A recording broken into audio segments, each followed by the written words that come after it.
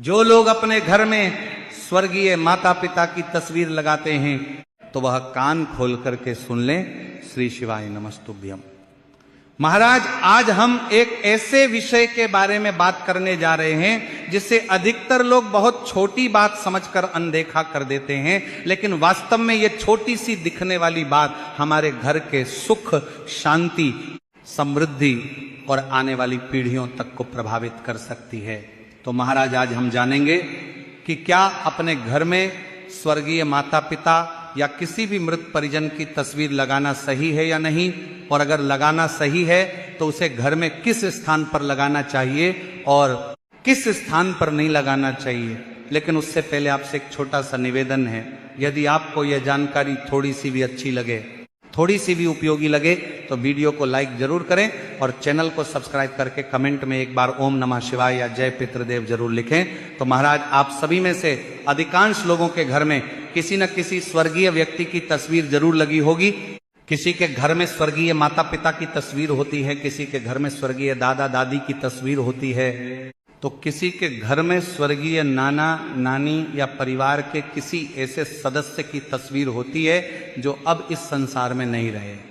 जब परिवार का कोई सदस्य इस संसार को छोड़कर चला जाता है तो उसकी यादें हमारे दिल में हमेशा के लिए बस जाती हैं, और उसी याद को जीवित रखने के लिए हम उनकी तस्वीर को अपने घर की दीवार पर बड़े सम्मान के साथ लगा देते हैं।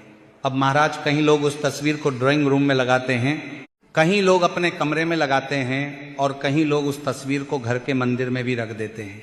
कुछ लोग रोज उस तस्वीर पर फूल चढ़ाते हैं, अगरबत्ती लगाते हैं और माला अर्पित करते हैं। अब महाराज, ये तस्वीर केवल एक फोटो नहीं होती है, बल्कि ये हमारे जीवन का एक हिस्सा होती है। ये तस्वीर उन लोगों की याद होती है जिन्होंने हमें जीवन दिया, जिन्होंने हमें संस्कार दिए और जिन्होंने हमें चलना, बोलना और जीना सिखाया। लेकिन क्या आपने कभी उस तस्वीर को ध्यान से देखा है? क्या आपने कभी उस तस्वीर की आंखों में देखकर यह महसूस किया है कि वह आपसे क्या कहना चाहती हैं? अधिकतर लोगों का जवाब होगा नहीं, क्योंकि हम में से अधिकांश लोग केवल भावनाओं में आकर तस्वीर लगा देते हैं, लेकिन ये नहीं सोचते कि उसे घर में किस स्थान पर लगाना चाहिए। तो महाराज, हमारे शास्त्रों में एक बहुत सुंदर बात कही गई है, पितृदेवो भवु। इसका अर्थ है कि पितरों का स्थान देवताओं के समान माना गया है। हमारे पूर्वज केवल हमारे जन्मदाता ही नहीं होते, बल्कि वो हमारे पूरे वंश की नींव होते हैं। आज हम जो कुछ भी हैं, जो भी संस्कार हमारे भीतर हैं, जो सम्मान हमें समाज में मिला है, वो सब कहीं ना कहीं हमारे पितरों की ही देन है।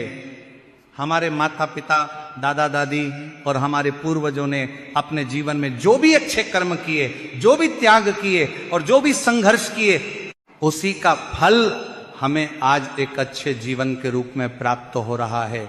इसीलिए जब हम अपने घर में अपने पितरों की तस्वीर लगाते हैं तो वह केवल उनकी याद के लिए नहीं होती, बल्कि वह हमारे और हमारे पूर्वजों के बीच एक अदृश्य संबंध का माध्यम बन जाती है। लेकिन यहां बहुत कम लोग इस बात को जानते हैं कि घर में लगी हुई हर तस्वीर, हर वस्तु और हर दिशा का हमारे जीवन पर एक विशेष प्रभाव पड़ता है।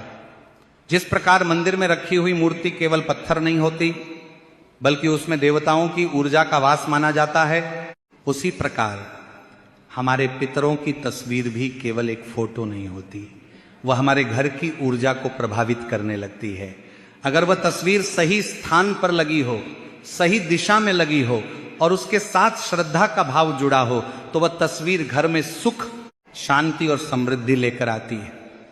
लेकिन यदि वही तस्वीर गलत स्थान पर लगी हो, गलत दिशा में लगी हो या उसके साथ उचित सम्मान ना हो, तो वही तस्वीर धीरे धीरे घर की सकारात्मक ऊर्जा को कमजोर करने लगती है और फिर घर में बिना कारण ही अशांति बढ़ने लगती है। महाराज, कई बार ऐसा देखा गया है कि घर में सब कुछ ठीक होता है, अच्छा होता है, परिवार अच्छा होता है, कमाई भी ठीक होती है, लेकिन फिर भी घर में एक अजीब सी बेचैनी बनी रहती है। कभी अचानक धन की कमी होने लगती है, कभी परिवार के सदस्यों में झगड़े बढ़ने लगते हैं और कभी बिना कारण ही घर में बीमारियां आने लगती हैं।